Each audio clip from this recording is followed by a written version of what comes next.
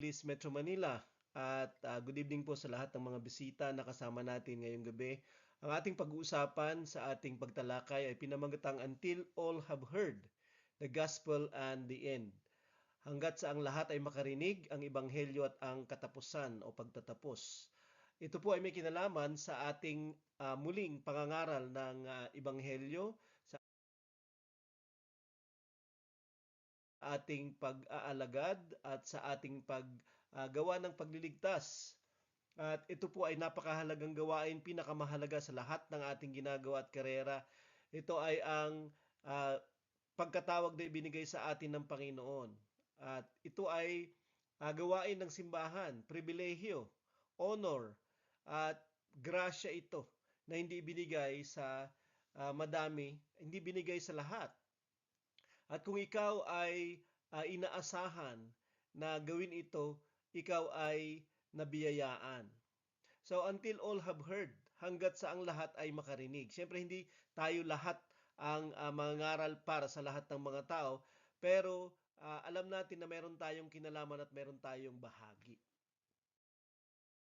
Minsan ang Panginoong Hesus ay tinanong ng mga katunggali niya, ang mga Pariseo at mga Saduceo, na magpakita siya ng tanda na kung siya yung kanilang hinihintay na Messiah. Sa Matthew 16 verse 1, and the Pharisees and Sadducees came, and to test him they asked him to show them a sign from heaven. Hindi para sila ay maniwala, kundi siya ay subukin kung alam niya yung kanyang sinasabi. Kasi sila ay nagtatanong hindi para malaman yung sagot at maniwala, kundi para malaman nila kung magkamali ang Panginoon at siya ay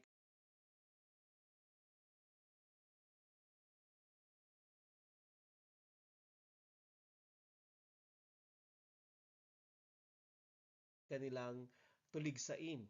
At sabi nila, magpakita siya ng tanda mula sa langit. Bakit tanda mula sa langit uh, ang kanilang hinahanap? Kasi ang Diyos ay gumawa ng maraming beses sa lumang tipan sa mga propeta at galing sa itaas sa langit ang karamihan ng mga tandang ginawa niya sa mga propeta. So kaya nga kanilang inaasahan din na ang Misaya ay gagawa ng mga himala at mga tanda from heaven. At humihingi sila ng tanda mula sa langit na dapat ang Diyos mismo sa langit ang magsasabi at siya yung magpapahiwatig na si Jesus ay ang Misaya. Kaya lang, ang sagot ng Panginoon, when it is evening, you say, it will be fair weather, for the sky is red. Kapag nagdadapit hapon na at naggagabi na, ay sinasabi ninyo, sabi niya, na ang panahon ay maayos dahil sa pula ang langit.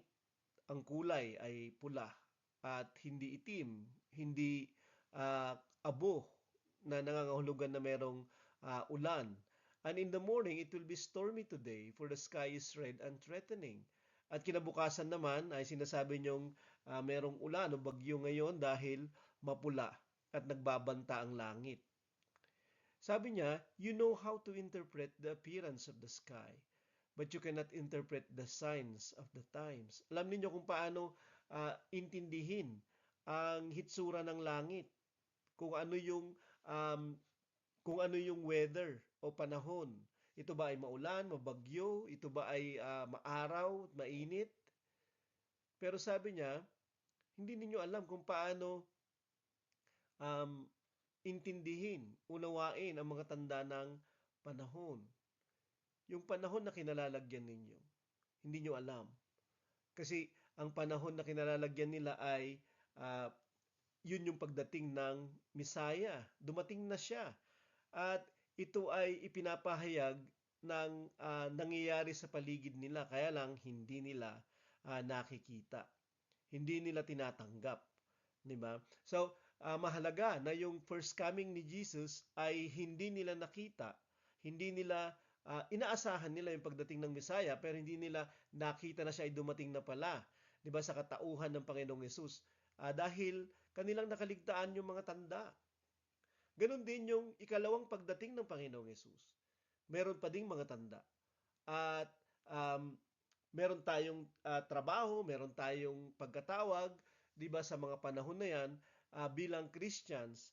Pero mas lalo nating pagibayuhin yung ating ginagawa dahil alam natin yung mga tanda. Tanda na malapit na siyang dumating. Tanda ng sa Bible tinatawag siyang signs of the last days, mga tanda ng mga huling araw. So sa Matthew 24 verse 3, tinanong siya ng kanyang mga alagad naman dito. As he sat on the Mount of Olives, the disciples came to him privately, saying, "Tell us, when will these things be? What will be the sign of your coming and of the end of the age?" Habang siya nakaupo sa bundok ng mga olibo, sabi niya, ang kanyang mga alagad ay lumapit sa kanya ng pribado. At sabi nila, sabihin mo nga sa amin, kailan mangyayari ang mga bagay na ito? Ano ang tanda ng iyong pagdating, yung second coming niya? At yung katapusan ng sanglibutan. Matatapos yung sanglibutan, the end of the age. Okay? Pero bago matapos yun, mayroong panahon bago matapos yun. Yun yung tinatawag na last days, mga huling araw. At may mga tanda ba yun? Yung pagdating mo at yung pagdating mo ay katapusan ng sanglibutan. May tanda ba siya? At magbibigay dito na napakaraming mga tanda ang Panginoong Yesus na makikita at maririnig ng mga alagad. Hindi lamang nila paniniwalaan yung sinasabi niya, makikita nila yung sinasabi niya dito. 'Di ba? Bilang tanda ng kanyang pagdating at ng katapusan ng sanglibutan. So, ito yung last days. Ito yung kanyang tatalakayin dito. Yung huling araw bago siya dumating.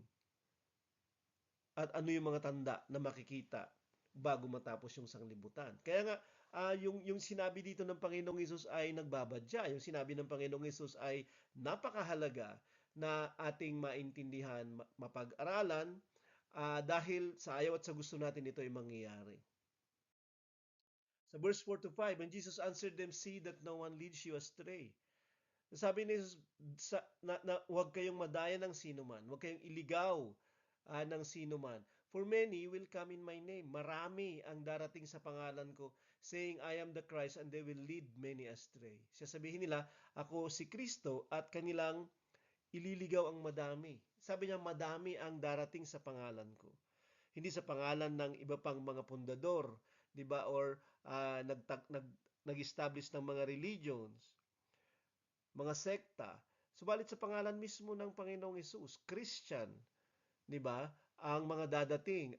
Pero sabi niya, ililigaw nila yung madami. Ito yung isa sa mga tanda. Ang unang-unang tanda na sinabi ng Panginoong Hesus ay maraming mandaraya.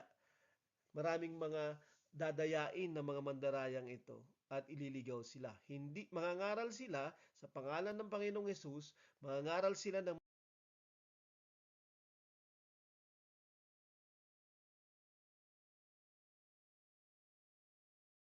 mga Christian dogma, mangangaral sila na parang mga Christians. Mag-iitsura silang mga Christians, pero imbis na sila ay magligtas,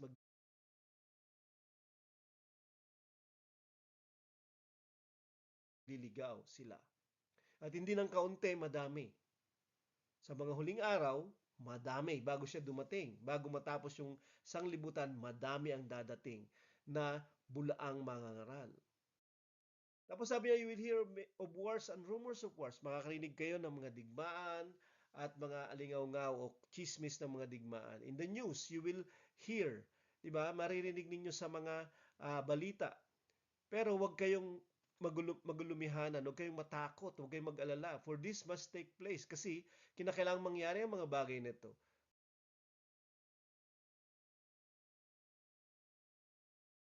But the end is not yet. Pero hindi pa yung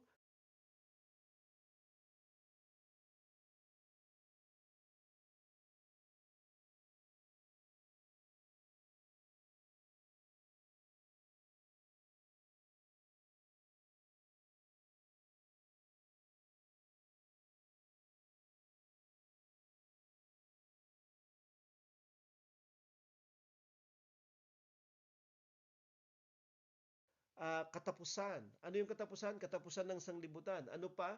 Yung pagdating ng Panginoong Hesus.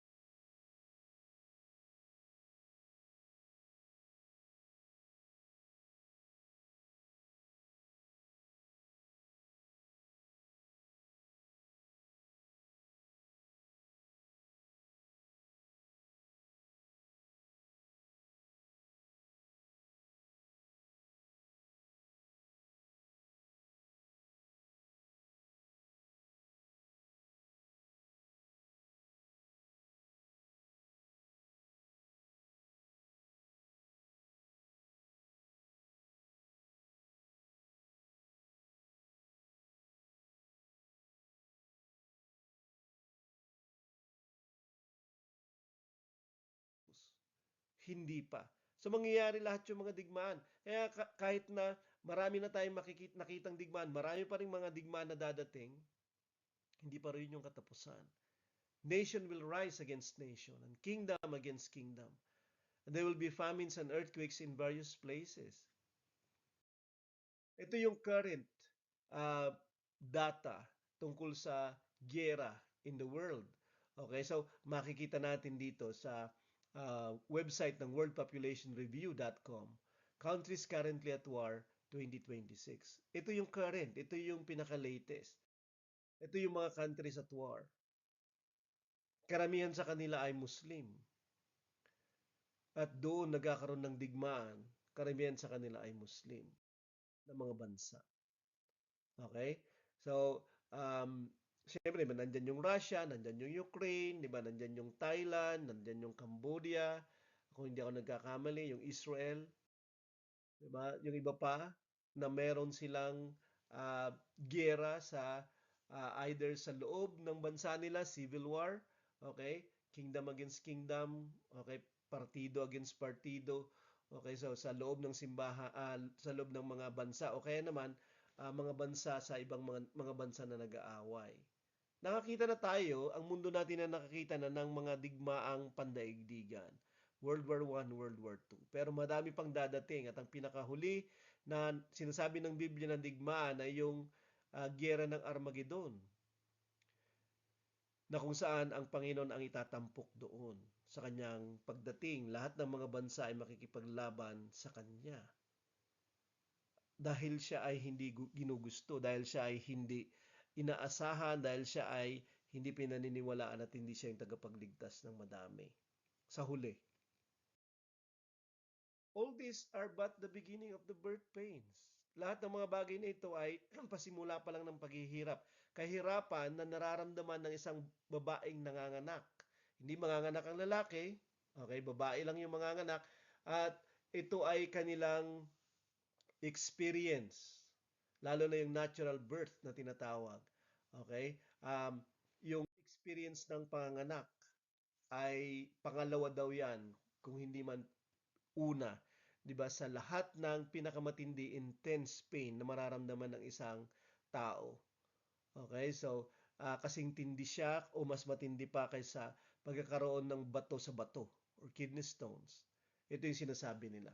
Okay, if you rate that from 0 to 10, halos umaabot siya ng 8 ang intensity ng panganganak o higit pa. At ito ay dinadanas ng mga babaeng na naturally nanganganak sila. Okay? At sila ay bayani sa isang banda. Kasi kapag hindi nila ito kakayanin, ay hindi lalabas yung isa na namang buhay. At ito yung pinipicture ng sanglibutan bago dumating ang Panginoong Yesus. Okay? Punong-puno siya ng mga mandaraya, ng mga mangangaral. Punong-puno siya ng violence. Punong-puno siya ng gera at labanan. At um, para siyang mundo na masisira on the brink of explosion. Okay, at intense ang nangyayari na katulad ng mga anak. Para lang maipanganak yung isa pang bagong sanglibutan. Sa verse 9, then, sabi niya, ito naman yung nangyayari sa Christians, they will deliver you up to tribulation and put you to death, and you will be hated by all nations for my name's sake. At sabi niya, kayo ay kanilang pahihirapan. Yung word na uh, affliction or tribulation dito ay matinding kahirapan. Okay? Hindi ito kahirapan dahil walang pagkain, kahirapan dahil walang pera, kundi kahirapan dahil ikaw ay Christian. Papatayin, kakamuhian ka. Hindi lang sila magagalit, they will hate. Hindi lamang mangilan-ngilang mga bansa, pero lahat ng mga bansa. For my name's sake, dahil taglay natin ang pangalan ng Panginoong Yesus. Lahat tayo ay kanyang, dahil plural yun, you. Hindi lamang yung mga alagad niya, kundi yung mga alagad niya in the last days. Ito'y tanda na dapat nilang makita. Ito'y tanda na makikita at mararanasan nila bago dumating ang kanilang Panginoon. Hindi ito lingid sa atin, di ba? Na meron tayong kalagayan at lugar na meron tayong kalayaan na mangaral, pero maraming mga bansa ay hindi pinapayagan yung maging Kristiyano man lang at mag-practice ng Kristyanismo. Maghawak man lang ng Biblia, ito ay labag sa batas. Maraming mga bansang ganyan. At hindi lamang pinapahirapan, kinukulong, hinuhuli, ang mga Kristiyano o mananampalataya pa lang, 'di ba, sa mga lugar na ito, yung iba ay pinapatay. Ito yung 10 most dangerous countries sa 2026, noong 2026, ayon sa Open Doors na na website. Sa North Korea, okay, remains number 1 for the 24th consecutive year. Kamakailan lang, 'di ba? May mga pinipersecute at pinapatay.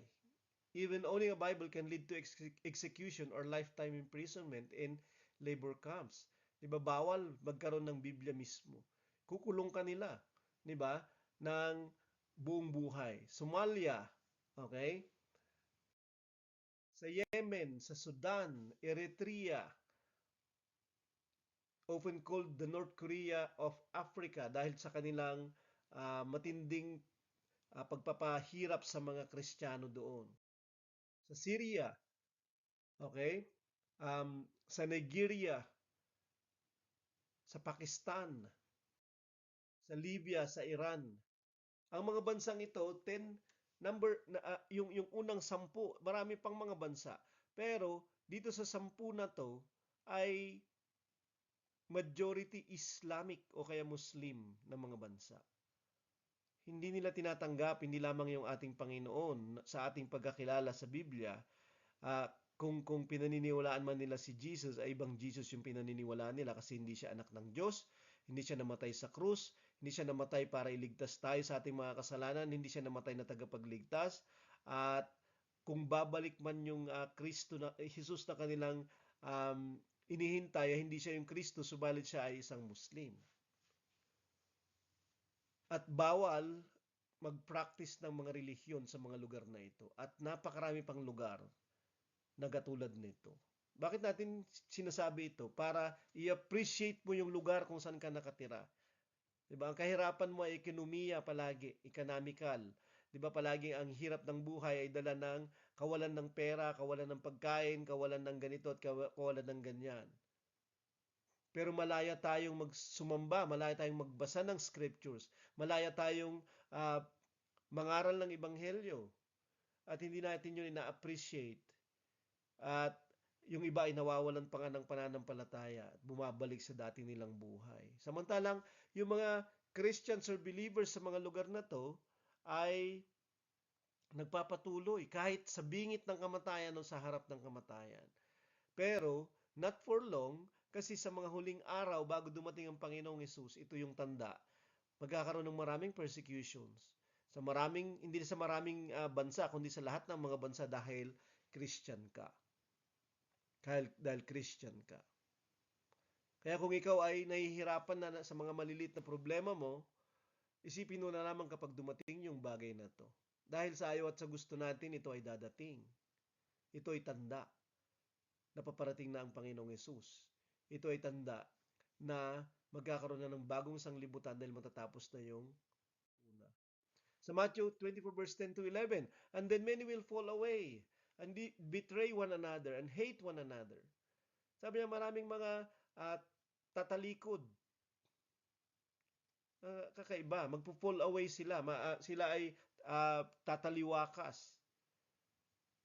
Kasi sila ay offended. Skandalizo yata yung word na ginamit dito sa fall away or offended. Maraming mga masasaktan at titigil. At sabi niya, hindi lang sila titigil, kanilang ibibitray yung iba. Tatraidorin yung iba. Okay, kasi sila ay tumitigil na. Kasi sila ay offended. At maraming mga taong offended sa pagsunod. Offended sila habang sumusunod dahil hindi nila nakuha yung gusto nila. Offended sila dahil may mga prayers silang hindi sinagot. Offended sila dahil may inaasahan sila sa Panginoon na hindi nangyari. Offended sila kasi may mga kapatid na hindi sila nagustuhan. O kaya naman may mga kapatid na sila ay sinabihan, sila ay ginawan ng mga bagay na masasakit at mahihirap. At dahil doon, iniisip nila na ayaw na nilang magpatuloy. Sila ay offended dahil nung naging Christian daw sila ay mas humirap yung buhay. Kasi mas dumami yung kanilang problema. Sila ay offended. At sa mga huling araw, maraming magiging ganito. At hindi lamang yon, kanilang tatraidorin yung kapwa nila, Christians. Kanilang kapupuutan yung kapwa nila, Christian. Magbabago yung kanilang mga ugali na ipinapakita at pakikitungo na kanilang ipinapakita sa kanilang mga kapatid kapag sila ay nagsimulang ma-offend. Magkaroon sila ng hindi magugustuhan sa kanilang palagay. At magkakaroon ng kapuotan, hindi na pag-ibig. Okay? At yung susunod, many false prophets will arise and lead many astray. Nandito na naman, biglang sumingit. Maraming mga bulaang propeta, sabi niya, kanina bulaang Kristo. Ngayon naman, bulaang propeta ang babangon at kanilang ililigaw ang madami. Hindi konti, madami. Na para bang alam nung kaaway na lalabas at dadami pa itong mga to sa kalagayan na merong digmaan, sa kalagayan na merong earthquakes, may mga taggutom, o kaya naman merong mga kahirapan, merong mga persecutions, etc. against Christians. At yung mga tao, dahil doon ay magpo-fall away sila, tatalikod, aalis. Hindi nila sasabihin kung ano yung totoo.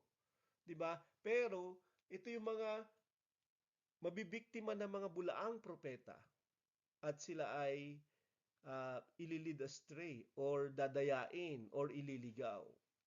Sa mga huling araw, nagkalat yung mga nangangaral ng mali, ang nangangaral ng hindi ayon sa sinabi ng Panginoong Hesus kahit na naniniwala sila sa Panginoong Hesus. Pero babaliwalain ito ng mga tao, even Christians, babaliwalain nila ito at sila ay manganganib kasi kahit yung mga hinirang. Pero hindi sila maniniwala na sila ay madadaya. Hindi sila maniniwala na sila ay kandidato. So verses 12 to 13, and because lawlessness will be increased, the love of many will grow cold. Sa loob ng simbahan yan, hindi lamang sa labas. Okay? Merong iniquity, kawalan ng kautusan. Hindi na sila susunod sa utos, sa salita ng Panginoon. Dadami yung ganito. Okay? At ang pag-ibig ng madami ay manlalamig. Hindi lamang ito pag-ibig sa yung romantic na pag-ibig, kundi yung love of God ay mawawala sa madami. 'Di ba? Yung first love, si God, ng buong puso, buong kaluluwa, buong espiritu at buong kalakasan. Yun yung utos ng Panginoon. At dahil doon, pwede nating ibigin din yung kapwa natin at ating mga sarili pangatlo. Pero mawawala na yung love na ito. At dahil doon, yung lawlessness, okay? Yung katiwalian, yung kasamaan ay lalago din. At sabi niya, ang mga magtitiis hanggang sa wakas sila yung maliligtas. Kinakailangan siya lang pagtiisan. Kinakailangan tayong magtiis. Ang kinakailangan natin ay hindi lamang prayerful, o hindi lamang obedient, kundi enduring na paglalakad. Okay? To the end. Hanggat sa wakas, hanggat sa huling mga araw. Di ba? When will they, sabi niya, mayroong katapusan yung sanglibutan. Hindi pa ito yung katapusan. This is not yet the end. At kinakailangan magtapos tayo sa katapusan, makatapos tayo hanggang sa dulo. Okay? Kasi kapag hindi ay walang kaligtasan. Kung tayo ay buhay pa, di ba, sa mga panahong ito. So, ito yung mangyayari sa loob ng simbahan, sa labas ng simbahan, sa Christian, sa mga hindi Christians. Pero lahat ng ito ay mangyayari whether we like it or not. Bilang tanda, di ba, ng muling pagdating ng Panginoon sa mga huling araw. Pero yung isang taong matapat, yung taong nag-i-endure, at dahil doon maliligtas siya, mag-endure siya ng hatred, ng persecution, ng tribulation, mag-endure siya ng kawalan ng pag-ibig, at pagtraidor ng kanyang mga kapatid at ng kanyang mga kaibigan. Ang gagawin niya, aside from nag-i-endure siya, nagtitiis siya, ay this gospel of the kingdom, sabi ni Jesus. Ang ebanghelyo ng kaharian will be proclaimed throughout the whole world. Sa buong sanglibutan, ito ay papangaral as a testimony to all nations. And then the end will come. Yung pinakahuli, di ba, ay dadating, ang Panginoon ay dadating, hindi lamang dahil mangyayari lahat ng mga bagay na to, kundi ipapangaral ang ebanghelyo sa lahat. Walang panahon, okay, sa buong kasaysayan ng sangkatauhan na pwedeng ipangaral yung ebanghelyo sa lahat sa buong sanglibutan at magpatuto sa lahat ng mga bansa kundi sa panahon na meron tayo dahil sa internet. Pwede na nating sabihin, pwede na tayong mag-vlog, pwede na tayong umabot sa kahit saan habang tayo ay nasa mga bahay natin, habang tayo nasa pribadong lugar, na hindi tayo pumupunta at umaalis. 'Di ba? Yung ebanghelyo ng kaharian, kung paano ka makakapasok sa kaharian ng Diyos, hindi kung paano ka mapabilang sa isang simbahan o denominasyon o sekta, kundi sa kaharian ng Diyos. Isa lang yung sinabi ni Jesus, para ikaw ay makapasok doon, ipanganak ka sa tubig at espiritu, ipanganak kang muli. 'Di ba? Katulad nung una, ito daw ay iproklama, ito ay ipahayag sa buong mundo as a testimony, bilang patutuo sa lahat ng mga bansa. Hindi lamang ang patutuo natin ay kung anong nangyari sa atin. Hindi, paano makapasok sa kaharian ng Diyos. Ano yung ebanghelyo ng kaharian ng Diyos. Yun yung ating patutuo. Yun yung patutuo mo. 'Di ba? Huwag ka lang tumigil sa personal na patutuo mo, kundi ikaw ay magpatuloy na mangaral ng ebanghelyo ng kaharian ng Diyos. At ito ang ginagawa ng mga taong enduring Christians sa mga huling araw. Okay, bago yung katapusan. Meron tayong gawain. Kahit na kung tayo ay abutan nitong panahon na to, marami tayong gagawin. Hindi bubuti yung sanglibutan kaya darating si Jesus. Hindi magiging Christian yung buong mundo kaya dadating ang ating Panginoon. Actually, wala nang pag-ibig. Actually, wala na yung pananampalataya na hinahanap niya sa Kanya. At siya ay darating sa ganitong uri ng sanglibutan. Ang walang pag-ibig ng Diyos na sanglibutan, ang walang pag-ibig sa Diyos na sanglibutan, ang pananampalataya sa Diyos, kasi ang ibig sabihin nun ay yung mga taong sumusunod sa Kanya, ay mahirap na sanglibutan. 'Di ba? Na kung hindi siya darating, baka lahat na ng mga mananampalataya niya ay maliligaw. Kasi sila ay mahahawahan. Okay? Kaya nga, mapapabilis natin yung pagdating ng Panginoon by proclaiming the gospel of the kingdom as a testimony to all nations. Gamitin natin yung social media natin. Gamitin natin, 'di ba? Yung ating mga connections at mga friends. Gamitin natin ito, yung internet. 'Di ba? Kapag hindi natin gagamitin 'yan, imposible na maproklama natin yung gospel, yung mabuting ibanghelyo ng kaharian sa mga panahon natin.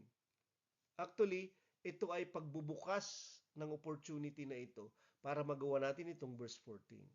Habang mayroong paparating na persecution at tribulation, habang mayroong paparating na gyera na maraming mamamatay at maraming masisira, habang mayroong mga paparating na kung ano-anong mga sakuna at kung ano-anong uh, mga mga karamdaman o mga sakit, etc. Merong mangyayari na tunggalian, hindi ng ano pa mang mga pangkatin o grupo-grupo lang, kundi yung mabuti at masama sa mga huling araw. Ang mga nangangaral ng ebanghelyo, nandun sila sa mabuti. Si Apostol Pablo ay nagsalita din ng katulad nito. Sa 2 Timothy 3 verse 1, "But understand this, that in the last days, there will come times of difficulty." Unawain, sabi niya, na sa mga huling araw, ito na naman yung mga huling araw. Yung end, sabi ni Jesus, 'di ba? Bago siya dumating.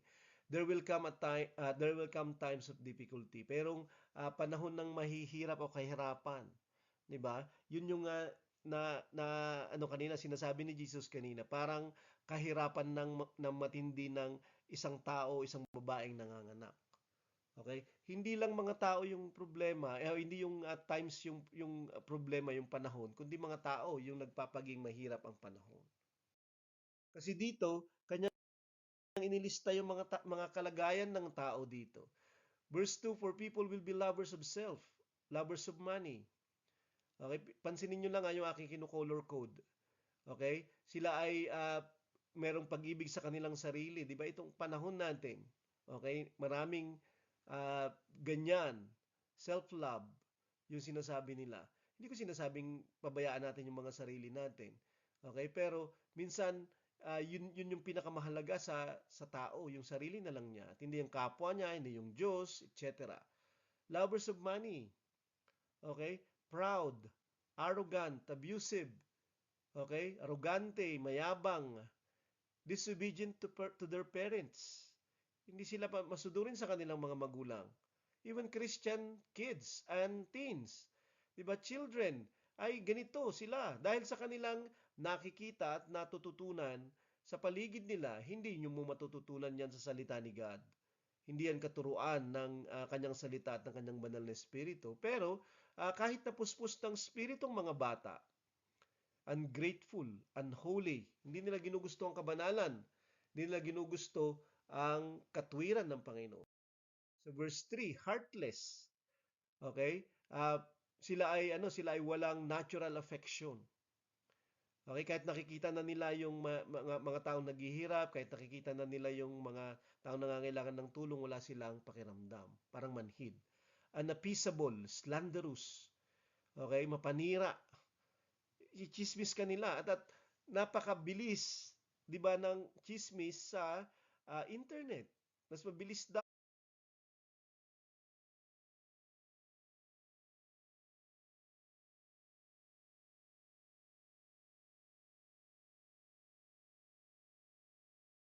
yung lie na mag-travel sa internet sa panahon natin, 5 times yata, 'di ba, kaysa sa katotohanan. Lalo na tungkol sa ibang mga tao.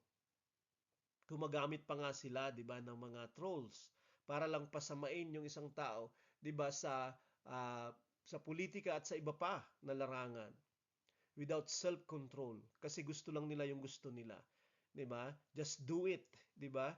Um, yung nararamdaman mo gawin mo, yung gusto mo kunin mo, etc. Brutal, violent sila, not loving good. So hindi sila lovers of good, lovers of pleasure sila, lovers of money sila, lovers of self. Okay? Kaya makikita mo ito yung kanilang mga ugali at kanilang ginagawa. Treacherous, mapandaya, 'di ba? At marami, hindi lamang sa larangan ng personal na relationship, kahit sa larangan ng pangangaral, katulad na nakita natin sinabi ni Jesus. Reckless. Di ba? Wala silang pakialam kung sino yung masaktan sa sasabihin. Wala silang pakialam kung sino yung madamay, reckless, swollen with conceit. Okay, meron silang pandaraya. Wala silang pakialam. Mandadaya sila, magsisinungaling sila na hindi sila kumukurap. Lovers of pleasure. Yun yung gusto nila. Di ba? Kalayawan. Yung gusto ng flesh, yung gusto ng para maging sikat, para maging somebody rather than lovers of God. So, ito yung love na nawala at napalitan ng love of pleasure, love of money, love of self, 'di ba? Pero hindi love of God yung meron yung mga tao. Yan yung sinasabi ni Jesus kanina na the love of many will wax cold. Ang pag-ibig ng marami ay uh, yung lalamig, sabi niya. At pag lumamig siya, mas lalo silang madadaya at mas lalo silang magiging problema, hindi lamang sa kanilang sarili, kundi sa paligid nila. At kapag ito ay nangyari, yung pagkawala ng pag-ibig na to at pagdami ng iba pang iniibig, so hindi talaga sila nawawalan ng love, kundi love of God. At kapag nawala yun, yung love of God na to, ay magiging lovers ka na ng iba. Mamahalin mo na yung iba, ibigin mo na yung iba, bagay, tao, 'di ba? Kalayawan, uh, kasi nawala na yung pag-ibig sa Diyos. Having the appearance of godliness, meron silang itsura pa rin ng kabanalan. Pupunta sila sa simbahan, may pananampalataya sila, 'di ba? Sumasamba. Pero ang sinasabi niya dito, denying its power, avoid such people. At hindi nila pinapahalagan yung kapangyarihan ng uh, kabanalan. Ano yung banal na kapangyarihan? Banal na espiritu, yung banal na kapangyarihan. Dinidinay nila ito sa mga tao. 'Di ba? Avoid such people. Pero paano kapag kaibigan natin sila, pero katrabaho natin sila, etc. 'Di ba? At ang mahalaga ay wag nating paniwalaan yung kanilang paniniwala. Wag natin samahan sila sa mali nilang paggawa at pagsamba. So verse 6, for among them are those who creep into households and capture weak women, burdened with sins and led astray by various passions. Marami silang iniibig. Lovers of self, lovers of pleasure, lovers of money. Hindi sila lovers of good at lovers of God. 'Di ba? Katulad ng sinabi niya sa mga unang verses. Ito'y papasok sa mga bahay. Sabi niya, at sila ay ika-capture, itatrap sila, yung mga weak. 'Di ba? Interestingly, sa panahon natin, papasok yung impluwensya ng sanglibutan sa mga bahay, sa mga pribado, dahil sa mga gadgets, dahil sa internet. 'Di ba? Nakapasok na siya. At yung mga taong nagpapatuloy sa kanilang kasalanan, sila yung madadaya. Pero yung mga tao na hindi, because they are lovers of holiness, they are lovers of righteousness, they are lovers of God more than lovers of self, ay hindi sila maliled astray, hindi sila maililigaw dahil sa kanilang madaming mga passions. Sa verse 7, always learning. Kaya siya nakakatakot yung panahon. Hindi lamang nila dinideny yung power of holiness, okay? Sila nagpapatuloy na natututo. Sila magpapatuloy yung paggawa ng aklat. 'Di ba? Every 12 hours, nadodoble yung information at knowledge, sabi ng datos. Okay, sa buong sanglibutan. Magpapatuloy na dadami pa yan dahil sa AI, dahil sa internet. Pero sabi niya, never able to arrive at a knowledge of the truth. Pero hindi sila makakarating, hindi nila masusumpungan yung kaalaman, kaunawaan tungkol sa katotohanan. Kasi matagal nang nandyan yung salita ng Diyos.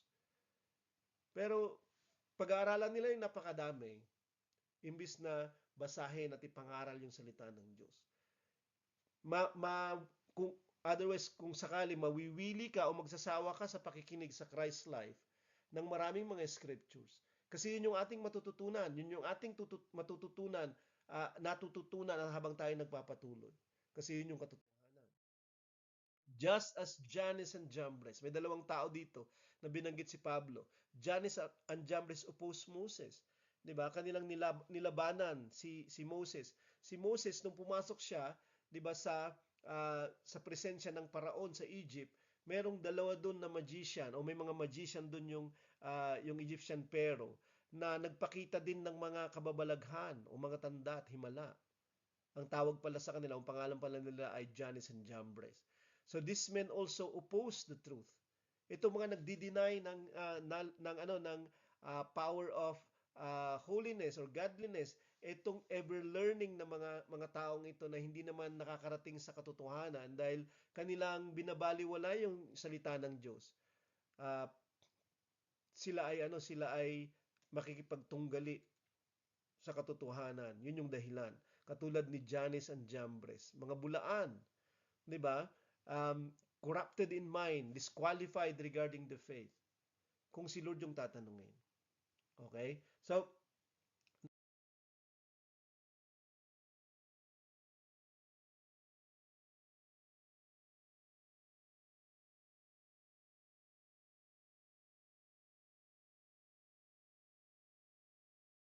nandito yung presensya ng isang propeta si Moses at yung presensya ng mga bulaan, 'di ba? Na nag-o-oppose sa kanya. 10 yung salot na ginawa ng Diyos kay Moses. May 3 na ginawa itong si Jannes and Jambres pero hindi na sila nakapagpatuloy pa. Kasi wala silang ganung kapangyarihan na katulad ng meron ng kapangyarihan ng kabanalan ni Moses galing sa Diyos. So, mauulit-ulit yung tunggalian, mauulit-ulit yung kompetisyon. At palaging merong kompetisyon yung pangangaral natin. Dahil yung mundo na pupuntahan natin ay masama. Dahil ang mga tao ay makasarili, dahil ang mga tao ay nadadaya, o mas lalo silang nakikinig, mas higit silang naniniwala sa mga bulaan. Merong opposition, 'di ba? Eventually i-oppose tayo, mga batas, 'di ba, mga tao, mga pinuno. Katulad ng Jannes at Jambres. Pero huwag natin kalilimutan yung mga kwento katulad ni Moses laban sa kanila. Tayo din ay magtatagumpay, tayo din ay magpapatuloy. So, they will not get very far, sabi niya. For their folly will be plain to all as was that of those 2 men. Kasi hindi naman nila nagawa lahat ng magagawa ni Moses. Siguro sa umpisa, 'di ba? Pero hindi sila makakapagpatuloy eventually. Itong mga katulad ng mga bulaan na ito. Sabi ni Paul dito sa umpisa, 'di ba? Understand this that in the last days, sa last days mangyayari itong mga tunggalian na to sa last days. Kaya may tunggalian na ba? May mga bulaan na ba? Dami-daming mga bulaan na mga ngaralan. Dami-daming mga bulaan na mga simbahan. Pero binabaliwala natin. Kasi yung kanta nila ay kanta natin. Kasi yung structure ng simbahan nila ay structure ng simbahan natin. Hindi. Yung katotohanan ba nandun? Yun na yung nawala sa Christianity. 'Di ba? Yung salita ba ng Panginoon ay hindi lamang pinapangaral kundi sinusunod. In the last days, ito yung difficult times. Nandun si Jannes and Jambres. Kinukumpetensya nila yung katotohanan. Sa Acts 2 verse 16 to 17, sabi ni Peter, nung nangangaral siya ng Day of Pentecost after mag-speaking in tongues yung mga tao, sabi niya, ito yung sinasabi ni Propeta Joel, yung speaking in tongues na to ay, in the last days it shall be, God declares, I will pour out my spirit on all flesh, and your sons and your daughters shall prophesy. So nandito ulit yung word na in the last days. Habang nandoon si Jannes and Jambres na persona, habang nandoon yung mga bulaan, habang mahirap at masakit at pinapahirapan at sinasaktan, hindi lamang yung sanglibutan, kundi yung mga mangaral. At mahirap nang makapagpatuloy at makapagtapos yung isang Christian. Pero in the last days, sabi niya, pinupour out ng Panginoon yung kanyang Espiritu Santo. Ito din yung pinaka-glorious na panahon, yung pinaka-mahirap na panahon, kasi ibinubuhos ng Panginoon yung kanyang biyaya, binubuhos ng Panginoon yung kanyang kaligtasan, binubuhos niya yung kanyang presensya para makayanan natin yung mahirap. Kasi kung hindi tayo puspos ng Holy Spirit, dadating yung mga mahihirap sa mundo natin, dadating yung magpapahirap ng mga tao at mga kalagayan sa atin. Pero mangangaral pa rin tayo, hindi natin makakayanan kung walang Espiritu at yung kanyang presensya. At sabi niya, they will prophesy. Sila ay mga ngaral. Sila ay magpapahayag ng kanyang mensahe. Even on my servants, male and female, in those days I will pour out my spirit. In those days, kanong days yun? In the last days. Diba? I will pour out my spirit. Why? They shall prophesy. Kasi tayo ay magiging witness at saka prophets to counter the false prophets. Kasi wala nang nangangaral ng ebanghelyo, walang mangangaral ng ebanghelyo kundi yung mga nakatanggap ng Holy Spirit, katulad ng sinasabi niya dito sa Acts. At sila ay prophets of God. Hindi na mahalaga kung ano yung meron ka o wala ka, kundi ikaw ay prophet of God kasi tinanggap mo yung kanyang presensya, yung kanyang Espiritu Santo. Pero tinanggap mo yan in these last days to prophesy, hindi lamang to be saved.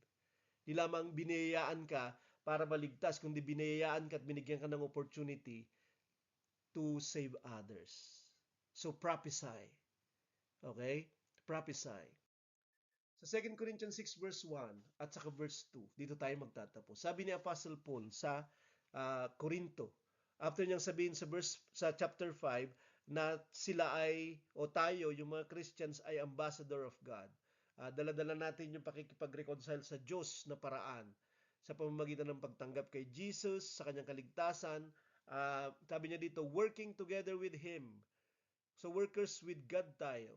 Okay? Hindi si God yung nag-work sa atin, tayo nag-work sa Kanya. We appeal to you not to receive the grace of God in vain.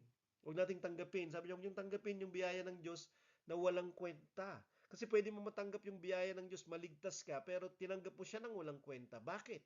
Paano natatanggap yung biyaya ng Diyos na walang kwenta?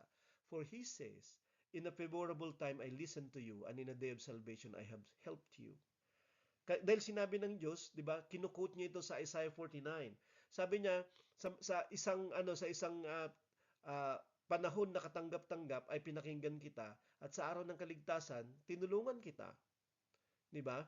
Ikaw ay nakatanggap ng biyaya, kaligtasan, nakinig siya, 'di ba? Pinaburan ka ng Diyos, 'di ba? At ito yung biyaya niya, yung kaligtasan. Behold, now is the favorable time. Behold, now is the day of salvation. In connection dun sa calling nila, 'di ba, na ng reconciliation ng Diyos sa sanglibutan sa chapter 5. Okay? Iniligtas sila, pinakinggan sila, pinaburan sila. Okay?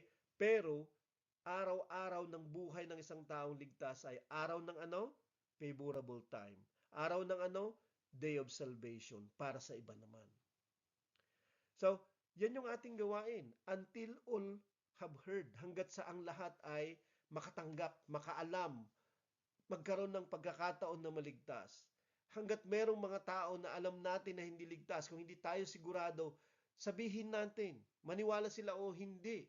Okay? Dahil ito ang gawain natin, okay, katulad ng sinasabi niya, dapat hindi tayo nauuga ng mga nangyayari, dapat hindi tayo nagugulumihanan ng mga pangyayari sa loob o sa labas ng ating simbahan. Kasi ang pagkatawag ay nagpapatuloy. Until all have heard the gospel and the end. Okay? Tayo magpapatuloy hanggang sa dulo. Kung maabutan tayo ng katapusan, si Jesus na yung dadating. Okay? At ito yung pinakamagandang biyaya sa lahat. Pero until all have heard, magpapatuloy tayong mga ngaral bilang Christian, Spirit-filled in these last days. God bless po sa ating lahat.